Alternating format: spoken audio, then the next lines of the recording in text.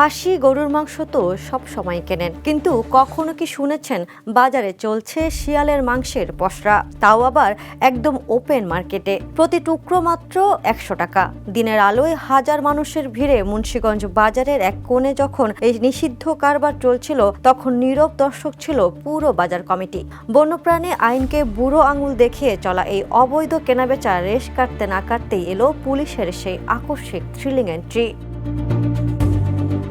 ঘটনাটি লক্ষ্মীপুরের কমলনগর উপজেলার 4 নম্বর চর মার্টিন ইউনিয়নের মুন্সিগঞ্জ বাজারের। রোববার দুপুর 2টার দিকে বাজারের মধ্যে প্রকাশ্যে শিয়ালের মাংস বিক্রি করছিলেন এক ব্যক্তি। অবাক করার বিষয়, এমন ঘটনা ঘটলেও প্রথম দিকে বাজার কমিটির পক্ষ থেকে কোনো বাধা দেওয়া হয়নি। তবে খবর পৌঁছায় পুলিশের কাছে, আর এরপরই দ্রুত অভিযান চালিয়ে ওই বিক্রেতাকে আটক করে থানায় নিয়ে যায় পুলিশ। জিজ্ঞাসাবাদে আটক ব্যক্তি জানান, জালে আটকে পড়া একটি শিয়াল তিনি জবাই করে ফেলেন। এরপর সেটির মাংস বিক্রির উদ্দেশ্যে নিয়ে আসেন বাজারে। তবে পুলিশের কাছে নিজের ভুল স্বীকার করে অনুশোচনা প্রকাশ করেন তিনি। ভবিষ্যতে এমন কাজ আর করবেন না বলেও অঙ্গীকার করেন। কিন্তু প্রশ্ন হলো, শিয়ালের মাংস কি এভাবে প্রকাশ্যে বিক্রি করা যায়?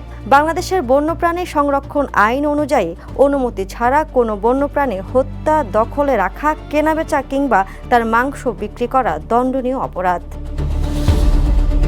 কমলনগর থানার ওসি মোহাম্মদ ফরিদুল আলম জানান, খবর পাওয়ার পরপরই পুলিশ পাঠিয়ে ওই বিক্রেতাকে আটক করা হয়। তিনি ভুল স্বীকার করে ক্ষমা চাওয়া এবং ভবিষ্যতে এমন অপরাধ না করার অঙ্গীকার করায় প্রয়োজনীয় আইনি প্রক্রিয়ার মাধ্যমে বিষয়টি নিষ্পত্তি করা হবে।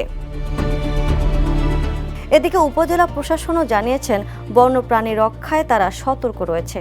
সচেতনতা বৃদ্ধির পাশাপাশি আইন লঙ্ঘনকারীদের বিরুদ্ধে প্রয়োজনীয় ব্যবস্থা নেওয়া হবে।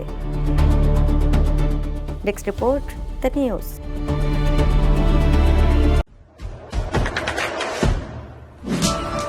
দেশে দেশে সবার সাথে, the news.